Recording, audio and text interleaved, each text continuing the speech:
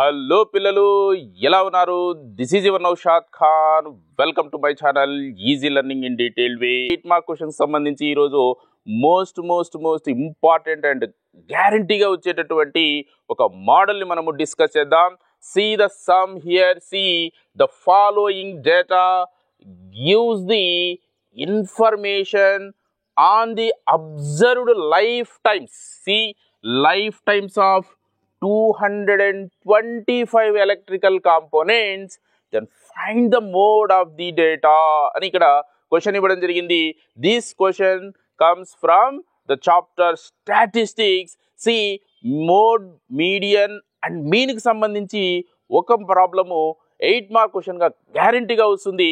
C each వీడియోలో మనం ఒక మోడు, ఒక మీడియను, తర్వాత మీన్ కి సంబంధించి డిఫరెంట్ మెథడ్స్ లో కొన్ని సమ్స్ డిస్కస్ చేద్దాం.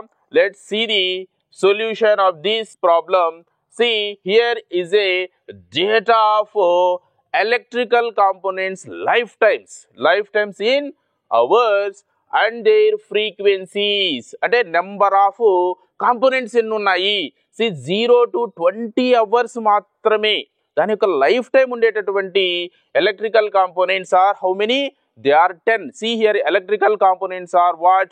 Either is a bulb or a fan, whatever works on the electricity. See 0 to 20 hours lifetime ఉన్నటువంటి components are 10 and 20 to 40 hours lifetime ఉండేటటువంటి components 35, whereas 40 to 60 52 and 60 to 80 61 and 80 to 100 38 and 100 to 120 hours lifetime ఉండేటటువంటి electrical components are 29. Most of ఇవి మనం bulbs అనుకుందాం, ఎందుకంటే 120 hours మాత్రమే work చేసేటటువంటి వాటిని మనము అంటే చాలా లిమిటెడ్ లైఫ్ టైం కాబట్టి బల్బ్స్ అనుకుందాం. సి మనం దీన్ని గుర్తుపెట్టుకోవడం కోసము దీన్ని బల్బుల్ లెక్క అని గుర్తుపెట్టుకోవచ్చు అనమాట. సి బల్బుల్ లెక్క అంటానే వెంటనే మనకు ఈ థాట్లు వచ్చేసేయాలి. See here they are asking which central tendency, they are asking mode of this data. See mode is what? Frequently occurred observation. See given డేటాలో ఏ వాల్యూ అయితే ఎక్కువ సార్లు వచ్చి ఉంటుందో, ఫ్రీక్వెంట్గా వచ్చి ఉంటుందో దాన్ని మోడ్ అంటాము. సి అన్గ్రూప్డ్ డేటా యొక్క మోడును ఆ విధంగా ఫైండ్ అవుట్ చేస్తాం.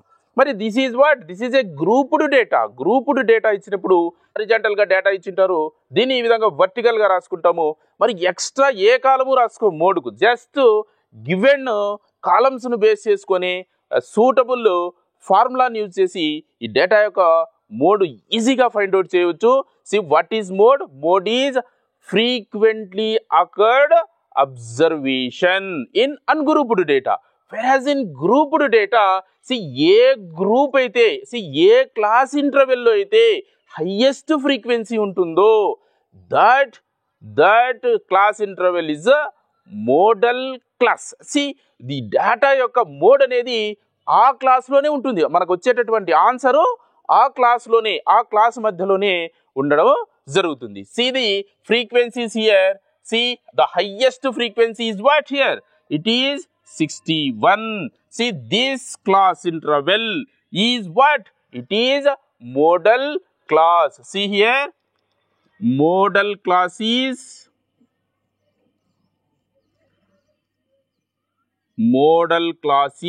60 to 80. See ఈ విధంగా ఫస్ట్ మనము మోడల్ క్లాస్ను ఫైండ్ అవుట్ చేయాలి. సి ఒకసారి మనము దీని యొక్క ఫార్ములాను చూద్దాం. See how do find the grouped data. See grouped data mode by using a formula. See the formula here. See mode is L plus F1 minus F0 divided by 2F1 minus F0, 0ని F0 అని చదువుతాం, minus F2 into H. C ఇందులో ఒక్కొక్క term గురించి కూడా చూద్దాం. See here is L is what? L is the lower boundary of the modal class. See we already know the modal class. ఈ class యొక్క lower boundary, this is lower boundary, this is upper boundary. This lower boundary is what? It is L. See from the above table, we know the modal class, and as well as here L. L is what? L is how much? It is 60. And now see, it is F1. See, F1 is nothing but, see, modal class frequency. See, modal class ఏదైతే ఉందో modal class యొక్క frequency ని మనము F1 అని రాసుకుంటాం. And then see F0. See, F0 is what? F0 is frequency of the class preceding of the modal class.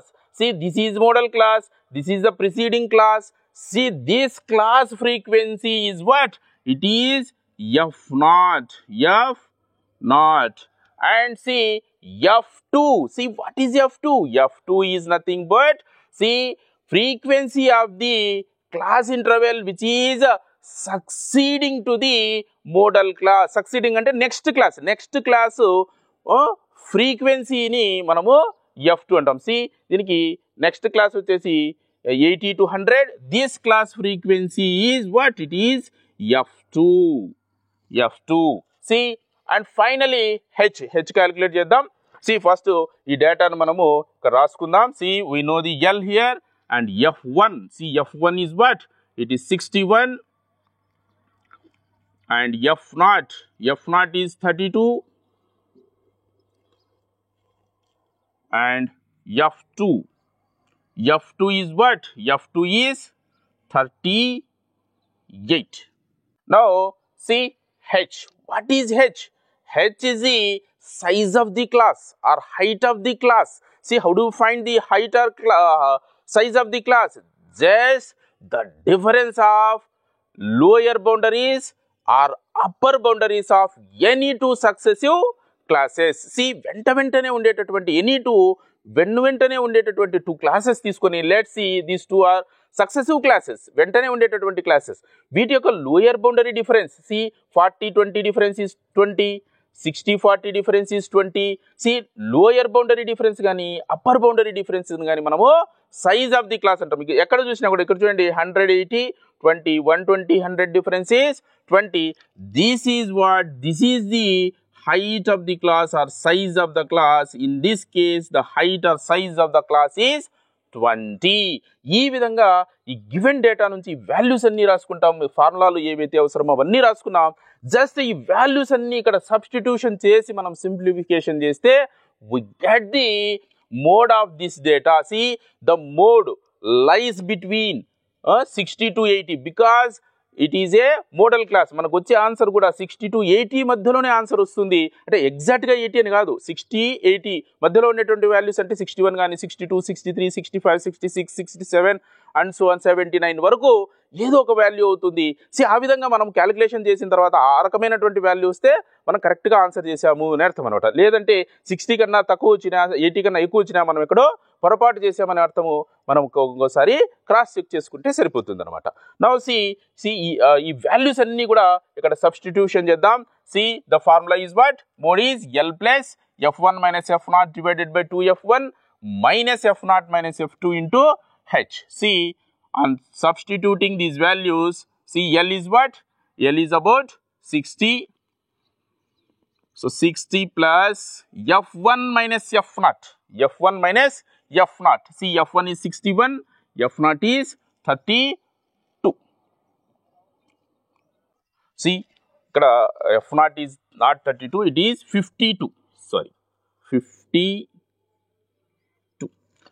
1 is 61. 61 minus 52 divided by, see, 2F1. See, F1 is here what? It is 61. 2F1 means 2 times of 2 into 61. See, minus F0. See, F0 is 52 minus F2 is 38. 38 into height is what? Height is 20. Height value is 20. ఈ విధంగా substitution చేస్తాము. ఇప్పుడు దీని యొక్క simplification చూడండి. Then see, 60 plus 61 minus 52 is how much? It is 9. See, 9 divided by, see, 61 twos are 120. 22 minus 52 minus 30 is 8 is what? It is about 90 into 20. See the simplification further. See 60 plus 9 by, see 122 లో నుంచి 90 subtraction చేస్తే you get 32 into 20. See both are divisible by 4. See 4 5s are 4 8s are. Then 60 plus 9 5s are 45 by 8. 45 ను మనము 8 తో division చేస్తే, see the division of 45 by 8. See then we get 60 plus. See here 45 ను మనము 8 తో division చేద్దాం.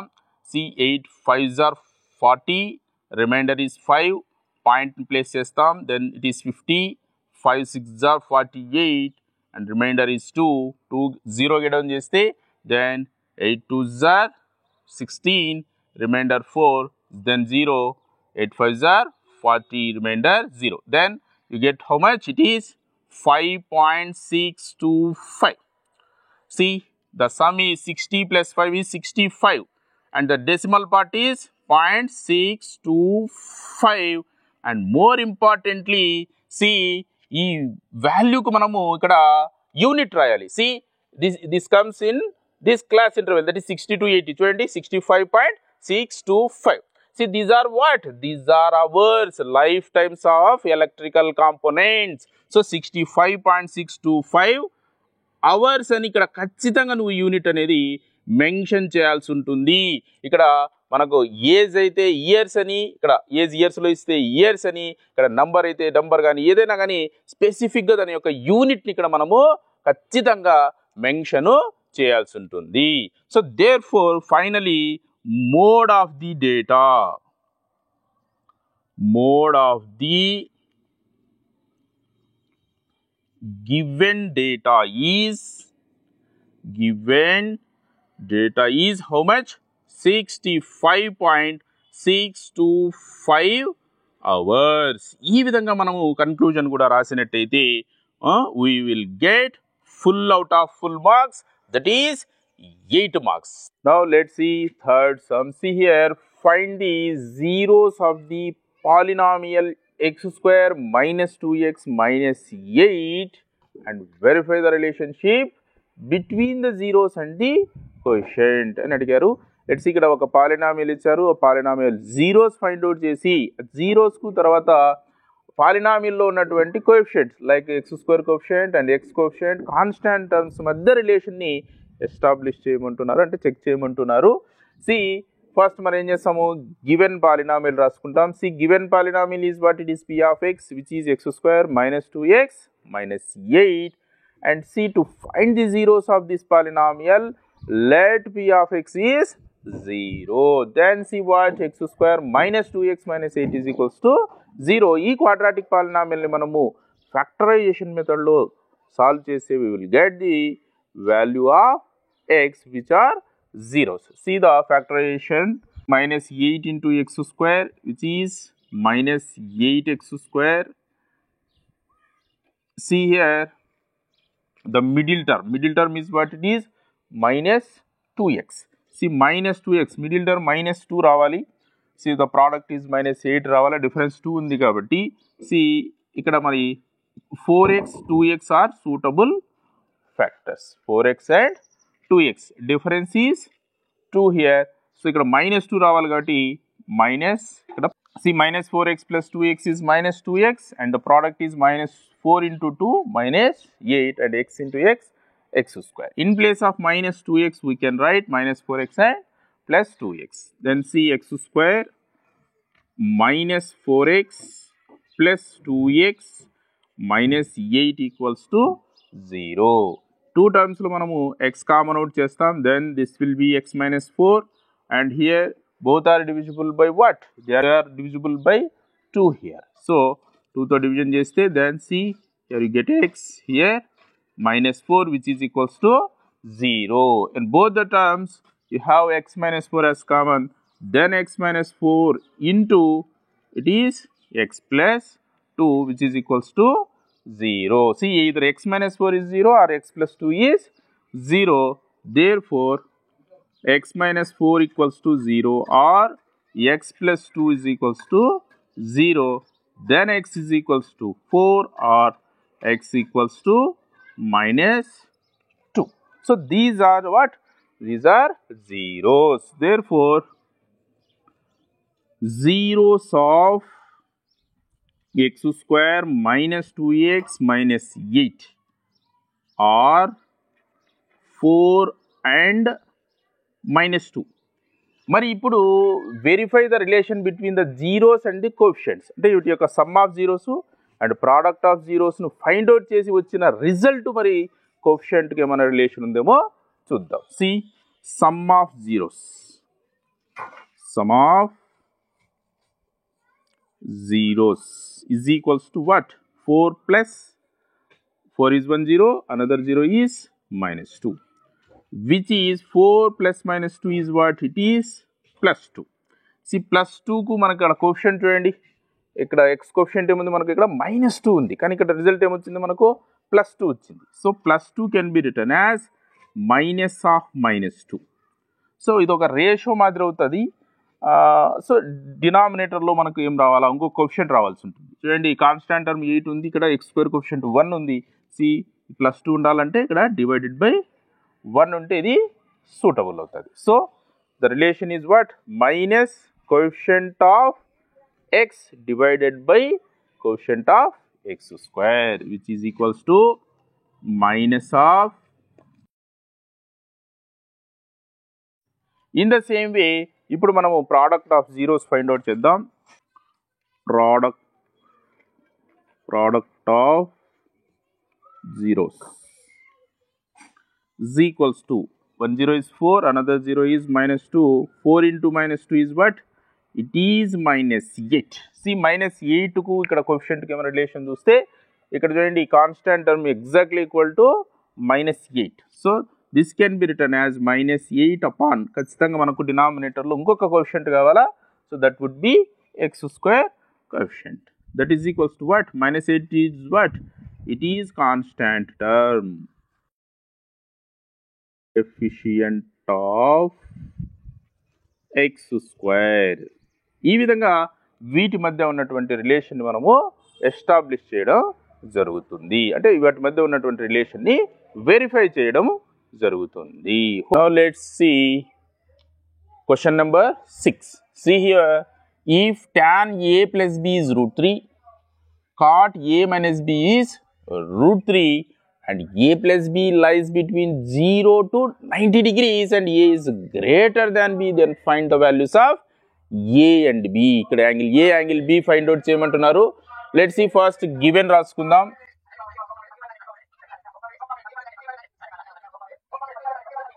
Now let's see here, ఇటువైపు మనకు tan ట్రిగ్నామెట్రిక్ రేషియో ఉంది, ఇటువైపు దాని వాల్యూ ఉంది. సి మరి ఇక్కడ a plus b value find out చేయాలంటే రూట్ 3ని మనము ట్యాన్స్లో ఎక్స్ప్రెస్ చేయాలి. సో రూట్ 3 ఎప్పుడు వస్తుంది మనకు ట్యాన్లో?